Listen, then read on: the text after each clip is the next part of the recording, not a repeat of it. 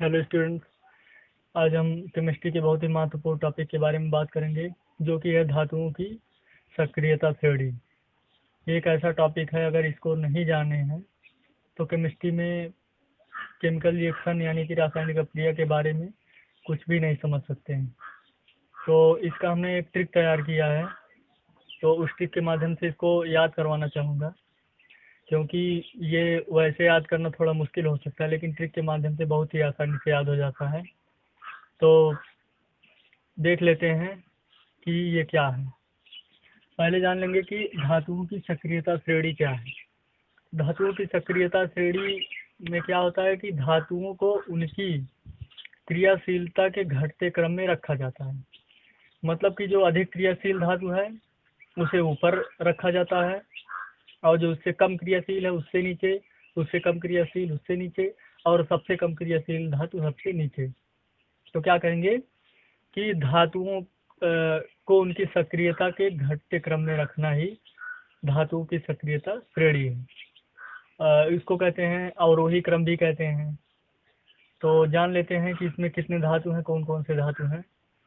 तो इसका हम ट्रिक एक तरफ लिख रहे हैं,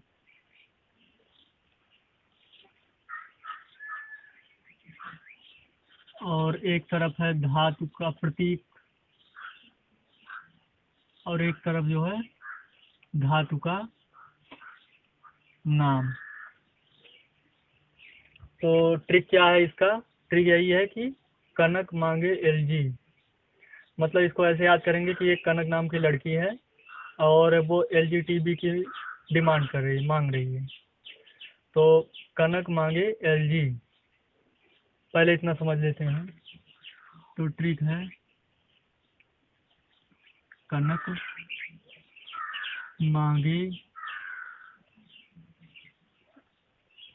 एलजी, कनक मांगे एलजी। तो उसके बाद है फिर लेड है, कापर है, सिल्वर गोल्ड।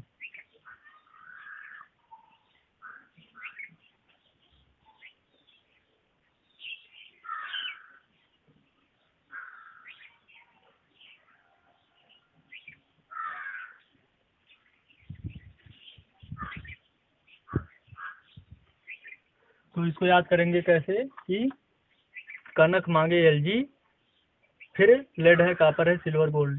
तो ऐसे नहीं याद होगा, इसको कई बार हम दोहराते हैं कि मतलब कई बार कि कनक मांगे एलजी, फिर लेड है, कापर है, सिल्वर गोल्ड। इसको अगर 10-20 बार रिपीट कर दें तो अपने आप याद हो जाएगा ये। क्योंकि इसके बिना हम बताने वाले हैं कि रासायनिक अभिक्रियाओं के प्रकार क्या होते हैं। तो इस वीडियो के ऊपर आई का बटन है, उसमें उस वीडियो को पब्लिश किया जाएगा। तो लेकिन उससे पहले ये जानना जरूरी था। तो ये ट्रिक है कनक मांगे एलजी, फिर लेड है, कापर है, सिल्वर गोल्ड। अब हम इसका प्रतीक लिख लेंगे कनक। का से जो है ये आता है पोटेशियम। सबसे पहला जो तत्व आता है धातुओं की सक्रियता श्रेणी में, सबसे ऊपर जो है वो है पोटेशियम।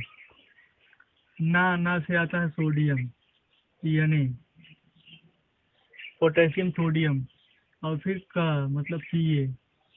तो पहले आता है पोटेशियम, फिर सोडियम, फिर कैल्शियम। मांगे मतलब Mg, मैग्नीशियम, और Lg, एल से होगा एल्यूमिनियम मतलब Al, और जी से होगा जिंक, जिंक यानी कि Zn, और फिर से Fe होगा। फिर लेड है, लेड मतलब Pb है। इसके बाद हो जाएगा हाइड्रोजन, और उसके बाद कापर है।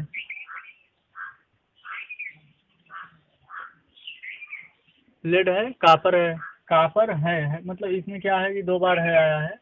तो पहले है का मतलब होगा हाइड्रोजन, और दूसरे है का मतलब होगा हाइड्रार्जियम यानी पारा कह सकते हैं। तो इसके बाद है सिल्वर गोल्ड।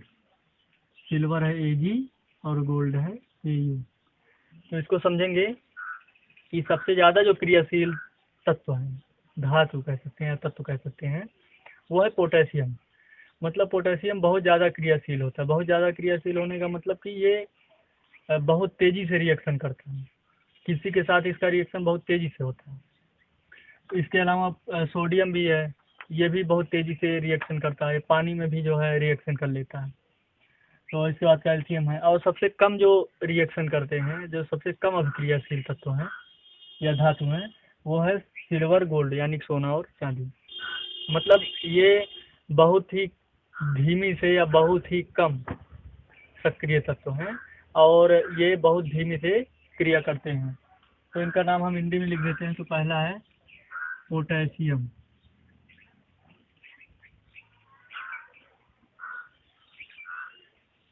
और दूसरा है सोडियम, तीसरा है कैल्शियम, चौथा है मैग्नीशियम, पांचवा है एल्यूमिनियम, छठा है जिंक, सातवां है आयरन, आठवां है लेड, नौवां है हाइड्रोजन, फिर है कापर, फिर है पारा, फिर है चांदी, और फिर है सोना। तो इसको याद कर लेंगे फिर से कि ट्रिक है कनक मांगे एलजी, फिर लेड है कापर है सिल्वर गोल्ड। तो कनक मतलब Ca मतलब पोटेशियम सोडियम कैल्शियम, मांगे मतलब Mg मतलब मैग्नीशियम, Lg मतलब एल्यूमिनियम जिंक, फिर मतलब Fe, लेड है मतलब PbH, लेड का Pb होगा और हाइड्रोजन का H, कापर है मतलब Cu और Hg, और सिल्वर गोल्ड मतलब चांदी और सोना। और इसको लिखेंगे कि इसको यहाँ से हम लिख लेंगे कि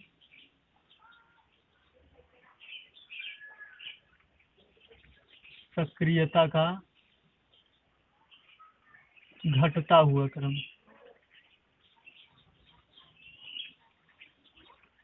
इसका काम वहाँ कैसे लगेगा हम बताएंगे। इसमें क्या होगा कि जब रासायनिक अपक्रियाएं में पढ़ाया जाएगा विस्थापन अपक्रिया, तो उसमें ये बताया जाएगा कि जो तत्व अधिक क्रियाशील है वो कम वाले क्रियाशील के तत्व को हटा देता है।